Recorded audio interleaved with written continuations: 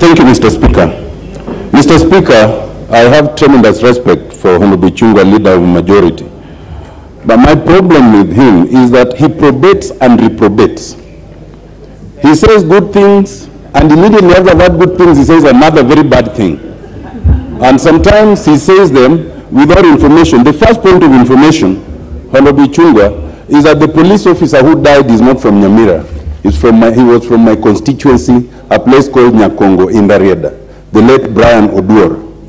And the second point of information is that he was not beaten by goons or by anybody. He was run over by the very same Land Cruiser that he was commanding, and I have the autopsy report. And in fact, we have sought compensation from the police for killing my constituent. Now, if you allow me 1 more minute, Mr. Speaker, on the substantive issue, I just want to confirm it's not a matter of speculation, as Honorable Chungwa might be saying. It is true that our security was withdrawn. But let us just make this distinction. First, withdrawal of security of a member of parliament must be different from withdrawal of security of those who the law mandates provision of security. Like you, Mr. Speaker, when you retire, you are entitled to security, and it cannot be a matter of discretion of anyone. So a former vice president, a former prime minister, and people of that caliber are by law entitled to security. That cannot be withdrawn, and it's not a matter of discretion. When it comes to a member of parliament, Mr. Speaker, there is good reason why members of parliament have security. And in fact, this matter has been affirmed even by the High Court in a constitutional petition. So I want to suggest to the Honorable Chungwa that when you address this matter, do not address it and then you add but.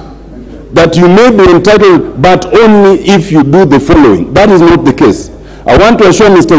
Honorable Chungwa, I have always stood firm. In the last parliament, I was firm. When our security was withdrawn, when some of the security of those who are perceived to be against government then was withdrawn, I've always maintained that a member of parliament is entitled to security at all times, irrespective of what they say. If a police officer misuses their firearm, there's provision of how to deal with it. The Police Act is very clear. But you cannot stand here and say that some members of parliament who engage in violent demonstration. There is no single member of parliament in this house who has engaged in any violent demonstration.